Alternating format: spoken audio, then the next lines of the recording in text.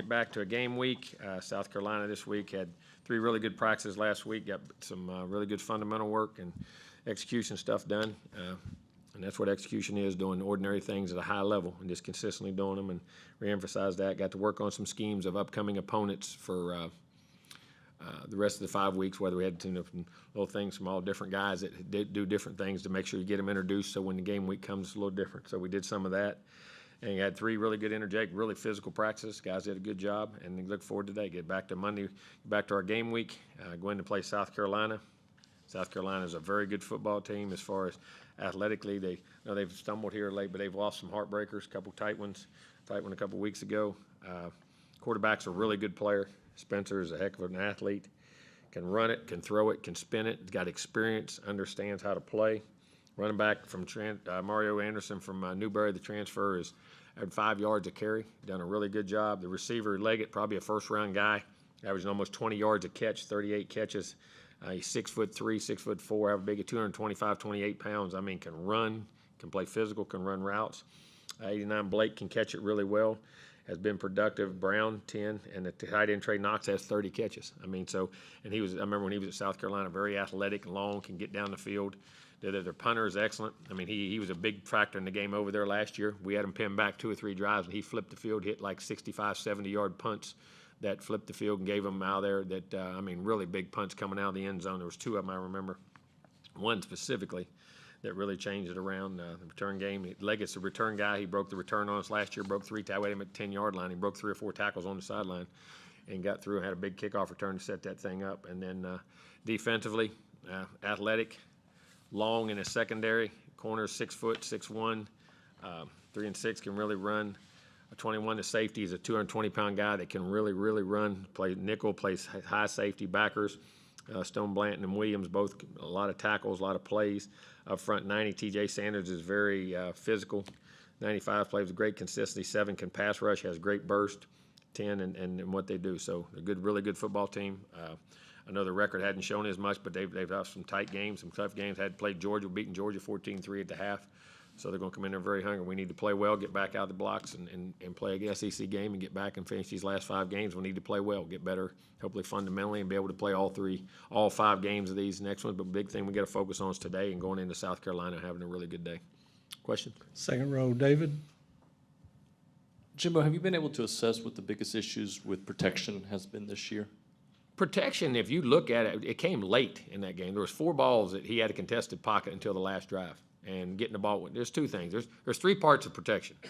You got to protect the passer, you got to read it and get it out, and you got to run the route and be at the right place. So I mean, at different times are different things. I mean, sometimes some guys get beat, and in the last 2 weeks we faced some really good pass rushers. I mean, the last 2 weeks there's 3 or 4 ends that are going to make a lot of money, and interior guys that can really rush and do a good job. So you're playing good people. Stay ahead of the down and distance too. When we're doing that, we're doing a really good job in what we're doing. So we just it's been varying things at times.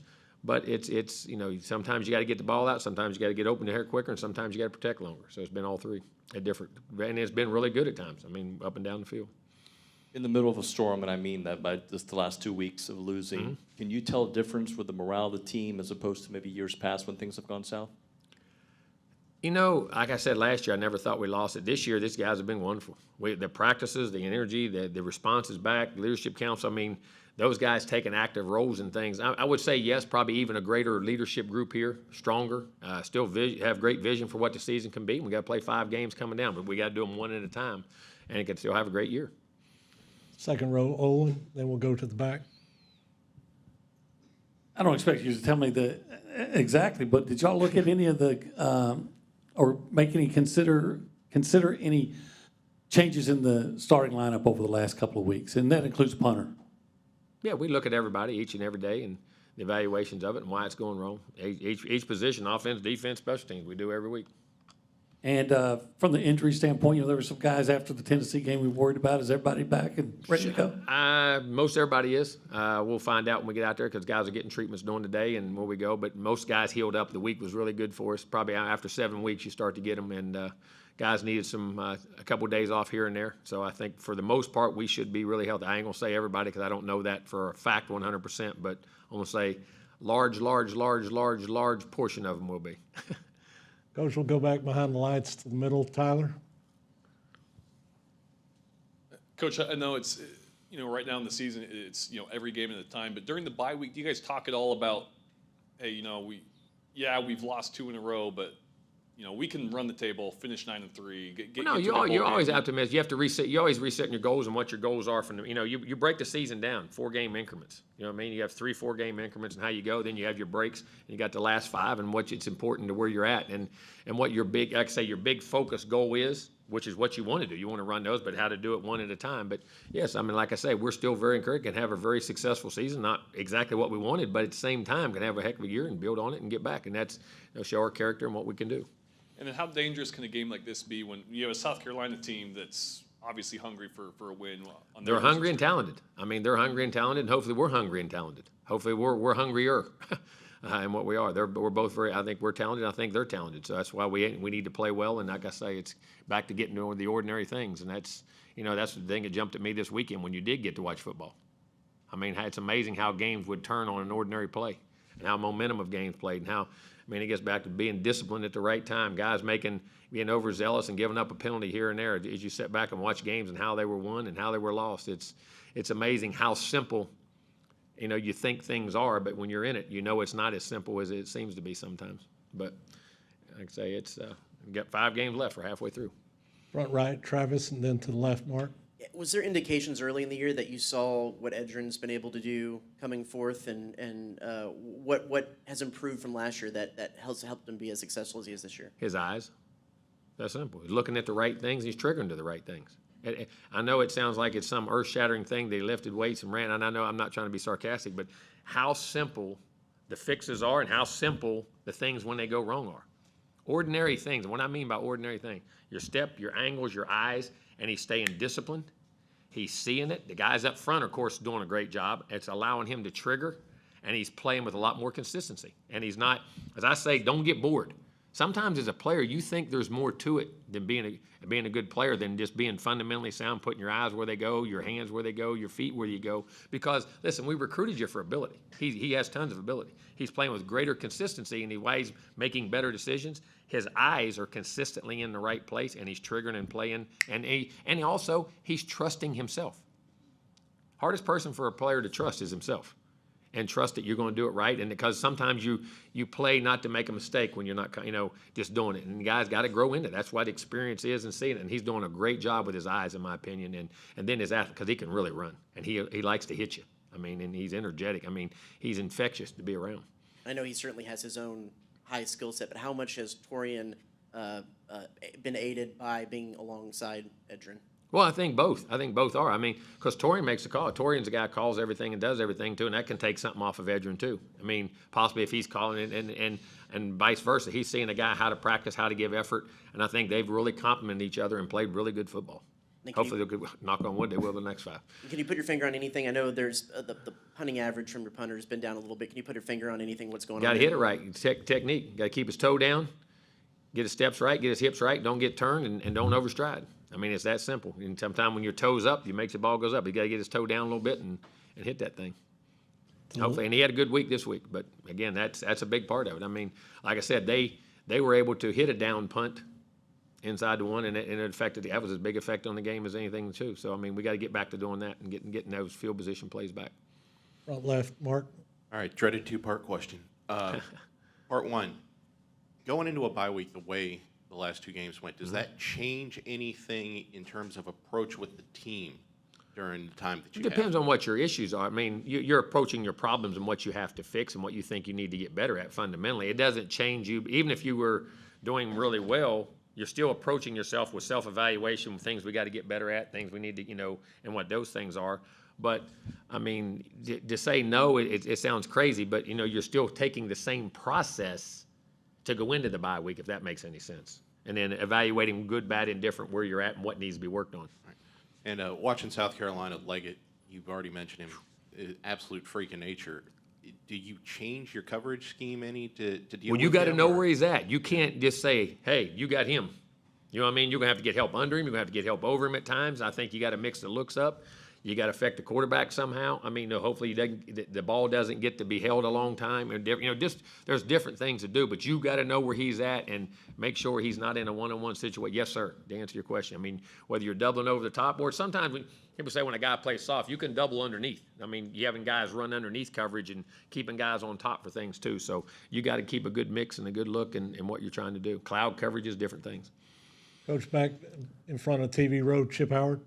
Jimbo, have you been able to assess the top one or two issues in the second half, why you've had so much trouble the last couple of games scoring? It's amazing because we've had things there, just a matter of executing plays and having the poise and presence to do it. And, we've changed, in practice, trying to put an emphasis after the break, starting right off, making sure we have a scripted set coming in just like we do at second half. I mean, say you have scripted plays coming out, but we talk at halftime, all right, guys, this is how we're coming out. These are the things we're going to do. And we do a great job of them in. And like I said, before this, it was really good. It's kind of been shocking that we haven't been able to go out and execute like that. So we've made them aware of it. But, sometimes when you make somebody aware of things, you don't want to create a bigger problem than it is. Now, it's a problem. I don't mean that. But this is what we think we need to do and how we need to fix it and talk to the players, things that just focus and concentration issues and be able to relax and go play the game. So, we've at different times in careers, different things have happened. We're trying to identify. Staying back behind the lights, right side, Ben.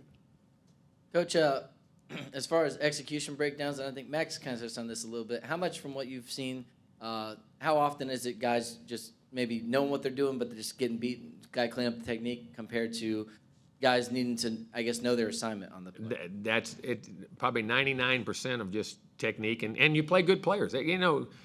You say all the time if you do everything right, well, sometimes they're on scholarship too. And you play good people. Occasionally you get beat or you get covered or whatever it may be. But it is that. And then, like I say, execution, and I keep saying this, is doing ordinary things at a high level consistently.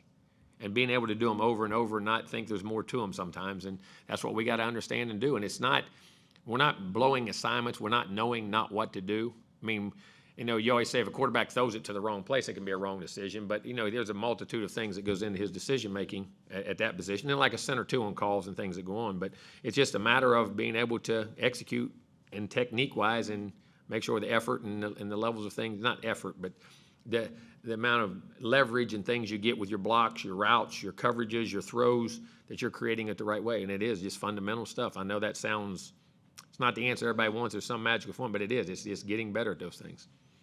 Left side, Being third consistent row. with them. Carter.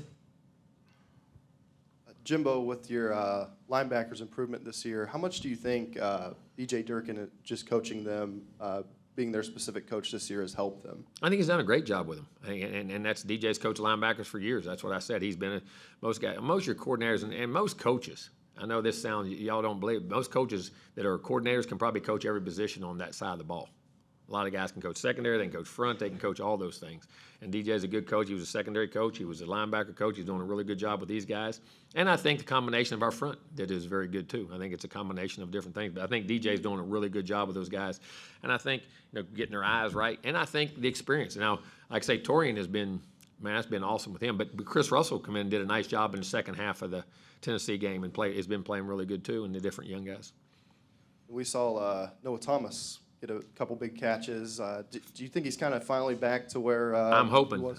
Listen, I'd love to have all three of our guys back full go. Be the first time since the first game to getting all three of those receivers back. So we're looking forward to him. And we had him. He had 3 big catches, 3 big touches, and like I say, he had practiced last week a ton. Before that, but he had a couple parts of practice he had to miss. So he wasn't full go all the time. But now, hopefully, getting him back full go is huge, and he's a big difference maker. Made 3 really. 1 diving catch and 2 contested catches, and his size makes a difference. He can run. And then last one. I know you're a baseball guy. You got passed up, Olin. Rangers or Astros? Oh, I wish I could watch it. I don't have time to watch. Now tell me if I'm wrong. All 6 games have been won by the road team? What's y'all's analogy on that? Please break. No, but I'm just telling you think about what you're talking about. Teams are going to the World Series that don't win a home game. So, ball is, I have great appreciation for both teams. Of course, I've been here around Houston a little bit more. We're a lot closer, but and then relate to them. I met their owner before. So he's a really good guy. I've always enjoyed him. I met him a few times at some different functions, and so hopefully they'll do well. But I still like to run. I mean, at least it's in Texas. That's a great thing. How many times has that happened? That's never happened in the state? I guess it's happened in New York with the Yankees and the Mets, right? Is it happened in any other state? Is it Dodgers and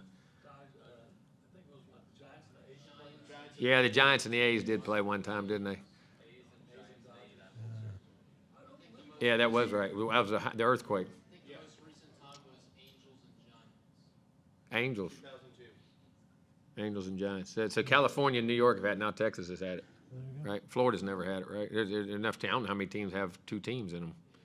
Cincinnati and Cleveland could do it, but they don't do it, I guess, could they? Kansas City, St. Louis back. Yeah, Kansas City, St. Louis, that's right. Yep. I do remember that. You're right. You're right. Those were, phew. Somebody's talking to me about George Brett the other day, man. That's I right. forget how great a player that guy was. I mean, I hate to say you're busy now, but I loved as a kid all you. I used to love because you used to have, now they have a few more afternoon games, but you used to get home and after those games all used to be in the afternoon when you were a kid running home at 3 o'clock on the TV. Wow. We'll finish up Olin right and then Cease to the left. Yeah, and Jimbo, I wonder if over the extended preparation time here, if y'all have come to any more reasons or theories about y'all are having some trouble sometimes picking up like 3rd and 2, 3rd and 1, and those short yards. Short yards, we are. I mean, that's a fine line because I mean, if you watch on TV in the NFL, hardest yards are 3rd and 1 on the 1. If you look, probably they throw the ball 60%, 50-60% of the time in the NFL. I mean, getting big guys and you get finding things, getting low, getting your leverages, and we've worked on short yardage very hard this week. And like I say, it's before the Alabama game, we were really good. We were picking up our short yardages in a really good pace. In the last 2 games, we haven't done it. We missed a 3rd and 1, which was a I say we had a misassignment. Then we had to pass. Then we missed another 3rd and 2. That's why we didn't go for it on 4th and 1. Then we had another 3rd and 2 and went for it on 4th and 1 and got stepped on. We stepped on our foot. So then a couple things have been self-inflicted by us with a misassignment and a getting our toes stepped on. But the other thing, we gotta get level, gotta get pad level, and gotta get some movement, and figure that out with schemes of what we're trying to do. We're working on it very hard. Finish this up, Cease. Jimbo, you often talk about practicing, execution, taking it to the field. You haven't had the success you've had in the past in your career in the last couple of years. How do you guard against frustration? Because you say you're going to keep doing that, but you're not getting the results you want. You get frustrated, you get disappointed. I mean, I always and I learned this very early from Coach Bowden and some of the guys. He always told me, I remember, don't get frustrated. Frustrated leads to poor decisions. Disappointment leads to solutions a lot more. I mean, you're disappointed. I mean, and I know that sounds very minute, but there's a very fine line of how you think about things. And again, like I've always learned, evaluate why it's happening, and evaluate what other people are doing. Look at what other people do to teams, what other people are doing schematically. You're constantly studying that. We study that yearly. As year goes on, you look at teams like, for instance, went back and looked at all the teams that are very successful in 3rd and 1 and 2. You know what I mean, in the country, who's having high success? All right, is there something we're not doing? Is there something we're doing? Is there schematics, or is there a different look? Is there a different? But it's also based off the team you play and and then also your own personnel. You know what I mean? You got to evaluate. You can say, well, go do that. Well, I mean, it's like telling a knuckleball pitcher, I want you to throw 98. Sometimes that doesn't work if you don't have the right people to do those things. So, I mean, you just evaluate why it is, look at it, and like I say, sometimes this game is bigger than anybody that's ever played it, coached it, or anything. And you got to be sound in it, fundamental in it, and you got to put the time in and the work and be able to execute, because it will bite you. I don't care if you're a player, I don't care if you're a coach. I mean, you look at some of the best pro coaches in pro football are struggling now, the best that maybe ever coached. I mean, evaluate why it's happening and look at it, and you got to be self-critical of yourself, critical of everything else, but also not panic and understand what's going on and try to do it. So, those are things that we're constantly doing weekly, daily, and hopefully yearly in the off-season, things you do. All right, Coach, thanks for your time. Thank you.